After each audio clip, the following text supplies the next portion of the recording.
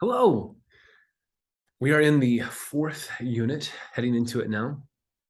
This is the last full week of content, and then we go into finals week with the final exam and the final paper being due. We've made it here, and this is good.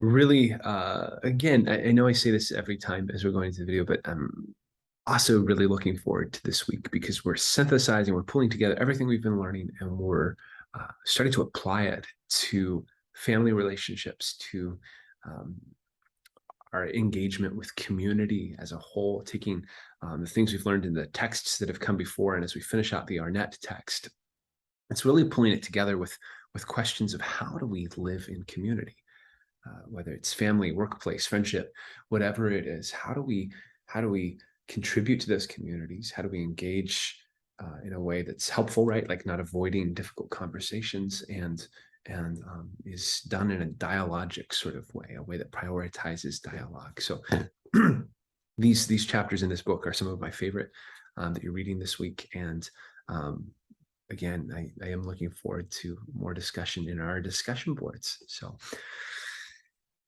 as you prepare for your final paper and final exam, you are welcome to reach out to me if you have any questions. Again, you can go back and you can watch videos on the final exam that explain how that works if you need to, excuse me, not the final exam, but the final paper. And then all the information for the final exam is in the folder under finals week that talks about that. You can also go back to the syllabus and see further details there. So going back to, we've got three important themes that I want to touch on for this week, and they are monologue and dialogue, unity of contraries, and power and responsibility, and how leadership fits in that, how our role in community fits in, all those things. And a lot of this is coming directly from the Arnett text this week. Monologue and dialogue first. Let's dive into that a little bit further. And as we go into this, I know the theme for this unit is centered around difficult conversations with family and the importance of dialogue in family settings. And it may, as we're looking at these themes, you may be asking, how does this apply directly to family? And it does. It's going to take us a second to get there, but bear with me here because we're gonna get there, and it's going to be important. And these are themes that are important in all kinds of settings for dialogue, but they are especially important in family contexts and settings. You can't see me right now. I'm looking back over at my dog. He keeps giving me this kind of sigh that I'm not playing with him right now, and that I'm recording these videos. But he's a lab border collie mix, and he's got tons of energy, tons of love to give, and he has these epic sighs though. So if you hear them sometimes in the video, that's where it's coming from. Is this why are you not playing with me? So some of my family life here. Okay, monologue and dialogue first. So monologue and dialogue are both talked about in this text, and Dr. Arnett treats monologue a little bit differently in this text than he does in his later writings. So in later writings, monologue is seen as something that's important and has its own role too. So I'm going to be talking with that in mind too, with not only this work that Dr. Arnett's doing in communication and community, but also some of his later work where he fleshes out the idea of monologue in more detail. Monologue, it expresses singularity of conviction. So monologue is not always bad, right? Monologue is something that is sometimes really important and necessary. Whenever I'm talking about monologue, I think of there's a scene in The Incredibles, the animated Pixar movie, where the villain Syndrome is talking to Mr. Incredible. He caught Mr. Incredible, and they have this confrontation, and he's got Mr. Incredible frozen in this place where he can't do anything, and then he starts talking about his reasons for doing what he's doing, his grand plan, and then he comes to this moment where he says to Mr. Incredible, "You sly dog, you caught me monologuing." And every time I think of monologue, I think of that scene, because I so often think of monologue as this thing that cartoon villains do. It's this bad thing where you keep rambling and there's no room for anyone to have a conversation with you. And that's not entirely true. Maybe a more accurate way of thinking of it is monologue expresses conviction. It's something we're passionate about. There's no room for anyone to get a word in edgewise because we're so excited or passionate, or we think the thing we're talking about is so important, we have to get it out. And there's a time and a place for that, right? When something really matters, when something demands our convictions, when it's important, when we're speaking out against injustice, there's a time and a place for monologue. Where it becomes problematic is when dialogue is needed and when there needs to be listening rather than this monologic kind of telling. So monologue reminds us of the importance of context and conviction. Context because it needs to be in an appropriate place and manner, monologue does, but also conviction because monologue springs out of a place of passion and a place of seeing something as important. Dialogue, on the other hand, it doesn't mean that something isn't important if there's dialogue. What it does is leave room for conversation, for listening, right? It leaves room for multiple parties to express their convictions or to learn from difference. A dialogue really prioritizes a communal learning and the ability to grow together. It's needed to heal the world from polarized communication, like we talked about in the last unit. But it can't be demanded. This is something really important about dialogue. Arnett talks about this in his book, but dialogue cannot be demanded from the other person, even though it's important and it's necessary. The word hesed, it's a word that comes from Jewish culture. It means something that is vital for the functioning of the community, but cannot be demanded.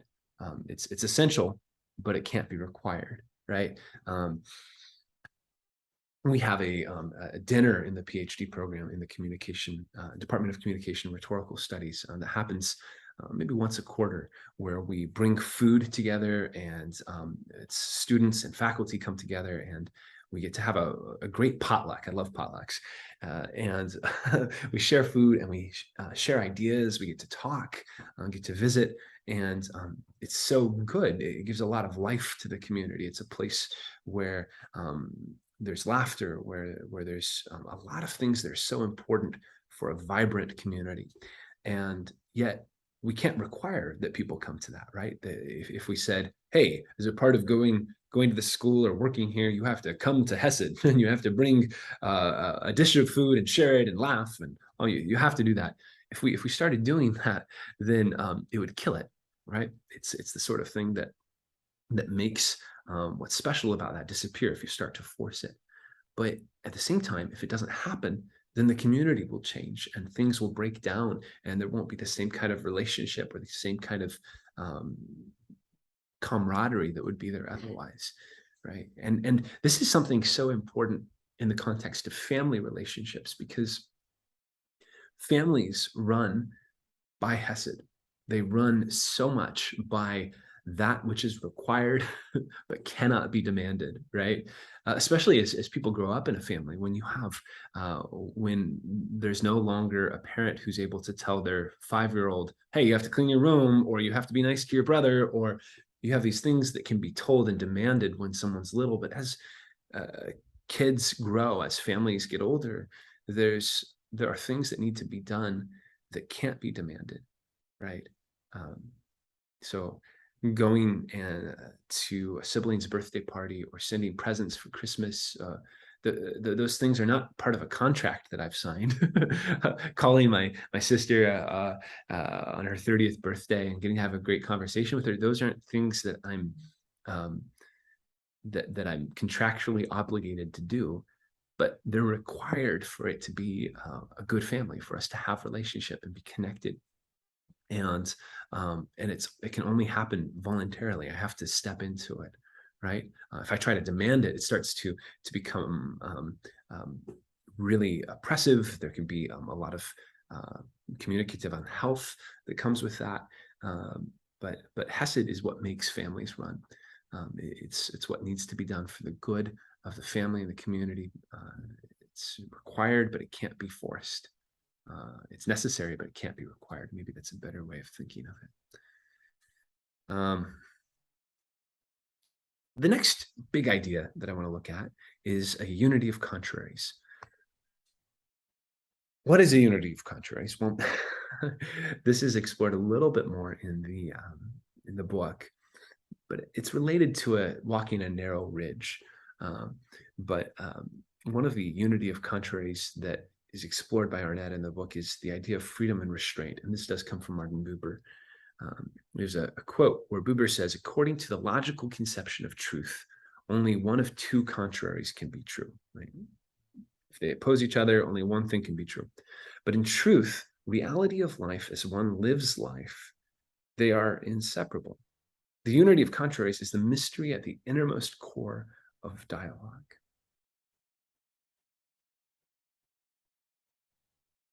So there's this reality that sometimes there can be multiple things that are true or need to be true, and they seem contradictory. It's kind of like a paradox, right? The big one that's explored here is freedom and restraint. So freedom is required in community. People must have the freedom to be able to make their own choices, to choose what they think is right and wrong, to protect the things that they hold dear. Freedom, you're not really going to have a true community based in dialogue if people are enslaved or people are mandated, controlled in being there, right? If we go back to the family analogy, there has to be the freedom for kids to go out and find who they are, to discover what they believe in. I know when I went to college, when I was a freshman in college, everything was new. I came from a rural environment, and we were lucky. We had more than one stoplight, but just barely, right? And I went to school in the big city. It wasn't huge, but it was way bigger than what I was used to. And I was exposed to so many different viewpoints, both politically, socially, spiritually, all these different kinds of things that challenged the background I'd come from. And as I was exposed to these things, there were some things that I changed my mind on, some things that I did differently. But then there were other things that I kept with me from my upbringing. And this is a part of the necessary freedom in a family. I was an adult. My parents encouraged me. They let me go out into the world, and they'd express concern if they saw something that concerned them. But also you have to kind of hold it loosely in some ways. And at the same time, freedom is also restrained by community. This is the unity of contraries. Both freedom is necessary for community, but so is constraint. So is responsibility to the community. There are things that I can't do if I want the good of the community. So both freedom and restraint exist together. I'm reminded of one of a lyric from one of my favorite songwriters. His name is John Foreman. And he has a song where there's a line and he says, do you love me enough to let me go? Right.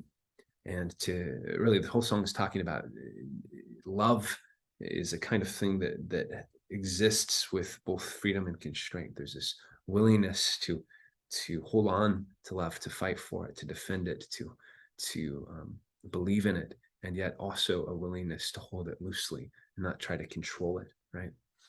Do you love me enough to let me go? And this is important in family relationships. It's important in romantic relationships. We haven't had a lot of time in the unit videos to talk about romantic relationships, but those exist somewhere between friendships and family, right? It's this mixture of things where there is both freedom and restraint needed in romantic relationships and in the way that we engage in communication with significant others. All of that is incredibly important. Attitudinal freedom is part of this unity of contraries. It's so interesting. So this term is important.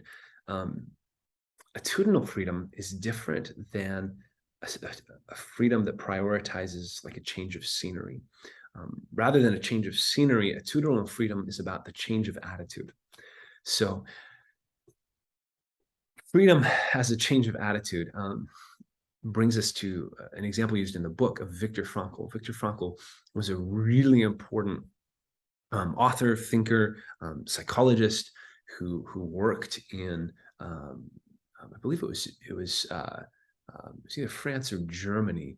I think it was France. Um, France and Germany, parts of Europe, and he was during World War II, and a lot of his work was centered around meaning and how do people make meaning. And he came up with three ways that we make meaning as people. And it's the first comes through what we give to the world, right? What do I give into the world? What do I create? And how does that bring joy to people? And how is it worthwhile?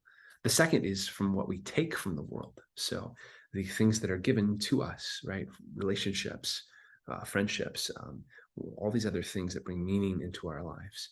And then finally, the third element of how we create meaning in the world is through the stand we take against the inevitable, the attitude, the posture that we have towards the things that we can't control in our life. Viktor Frankl was writing and working during World War II. During the Holocaust, he went through the Holocaust, and he actually lost a lot of his family, I believe, in the Holocaust. And what he was analyzing was that there were people who went through the Holocaust, this horrible, horrible, horrible tragedy that affected lives down to the most intimate and horrific ways. And there were some people who went through that and became bitter and justifiably upset and had a lot of baggage that they carried emotionally toward the world. That they had a not just the things piled on them, but there was an internal sort of position that crushed them. And then he looked at that versus people who went through the same circumstances, but they came out on the other end maybe broken, wounded, but also in the midst of it, they were able to find hope and meaning, right? Whether it was in religious practices or caring for other people who were in the same sort of circumstances. There was a difference. And that comes from the stand, the posture that these people took towards a set of circumstances, the Holocaust, that was completely beyond their control. And he examines that and is looking for this. It's an attitudinal freedom, right? It's a freedom that's based not on circumstances, but it's based on posture towards the world, towards what you can't control. And then finally, there's this idea of telling the story within community, going back to kind of a unity of contraries. As we find this balance between freedom and restraint, we begin to tell the story of the community and the story of the place that we belong to, right? That gives us both freedom and restrains us in some ways by our responsibility. And he really emphasizes the idea of rolling up one's sleeves and being involved in that story, being present in the story and contributing to it. In a family context, that would mean engaging with both responsibility and freedom, right?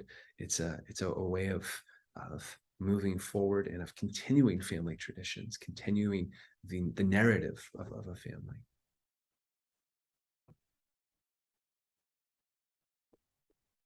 Power and responsibility. As we kind of wrap up this unit introductory video, Arnett looks at power as a tool. So power is not a bad thing. It's a neutral thing, according to this viewpoint, and it can be used to affect good in the world, just like it can be used to affect sorrow or a tragedy or bad things in the world, right? So power is neutral. But Buber distinguishes between power that's used to control, to use others and to control others, and power that is relationally focused. So he talks about how the kind of power that limits and controls people, the more of that we have, the more that limits our power to enter into relationships with other, which is kind of interesting. There's this balance and flow.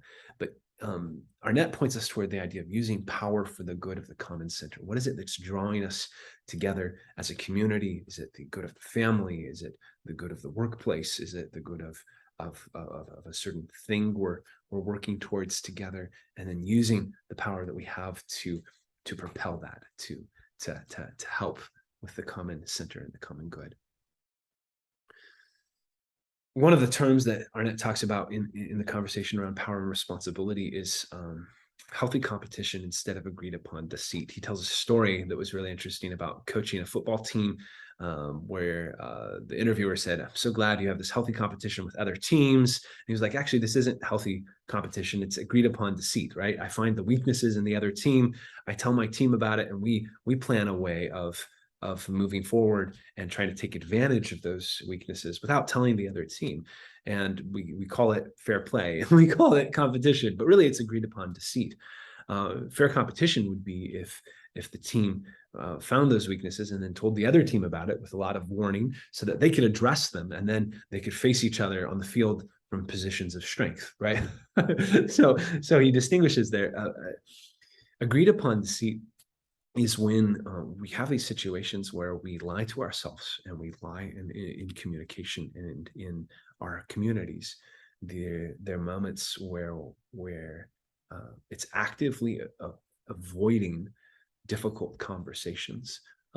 In some ways, I think that's the definition of agreed upon deceit, is to see these difficult conversations, these opportunities to communicate about difficult things and to avoid them, to lie to ourselves about the importance of them, to lie to ourselves that they exist, and to then agree upon that lie with the people around us.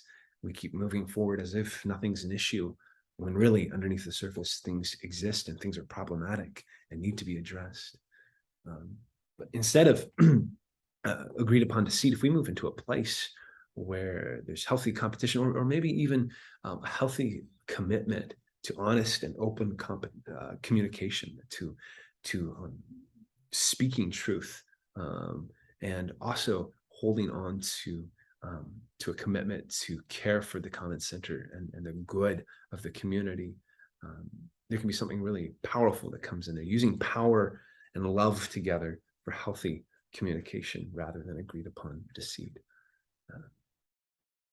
One of the questions in a class when I was assisting with teaching a section of this, had the good fortune to have Dr. Arnett in one of these classes, and he was asked the question, how do you communicate with a parent who doesn't know these things, who maybe is living in agreed upon deceit, or is being unfair in the way they communicate with you, trying to treat you as a child, or a couple of other, like all these other ways of unhealthy communication that we've discussed.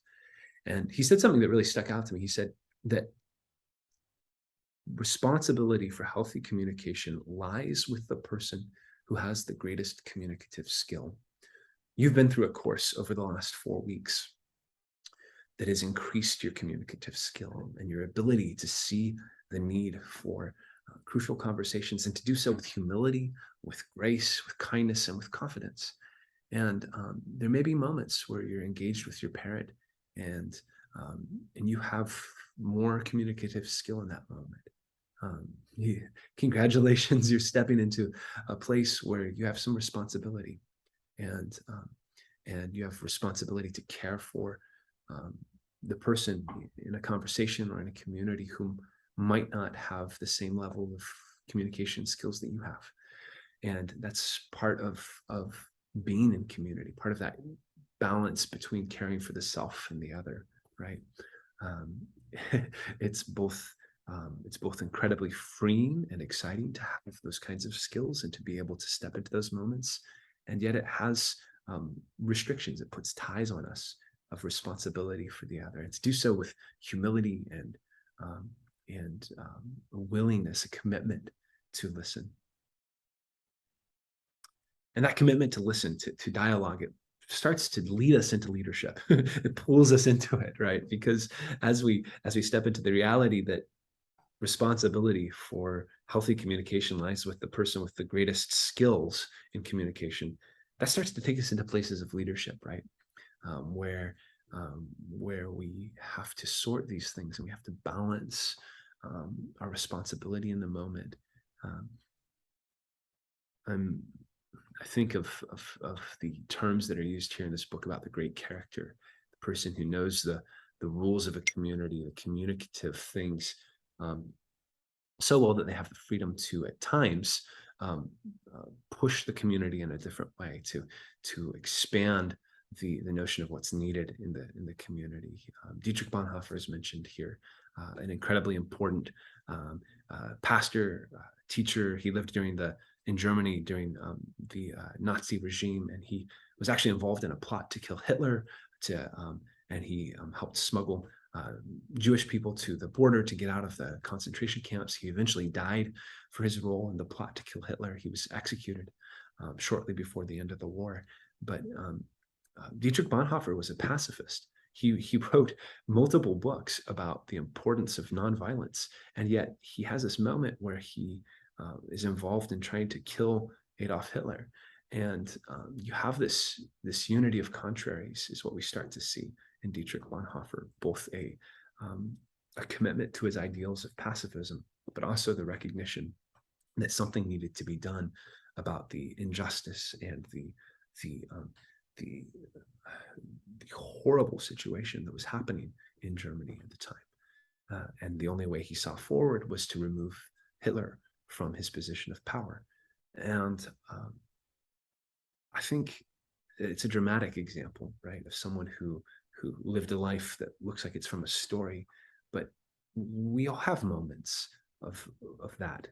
Difficult conversations bring us to moments where we're torn between unities of contraries, between freedom and responsibility, between care for self and for the other, right? And having difficult conversations, being willing to engage in them, is a way of engaging with a unity of contraries, of not running from them, but instead rolling up our sleeves and being present.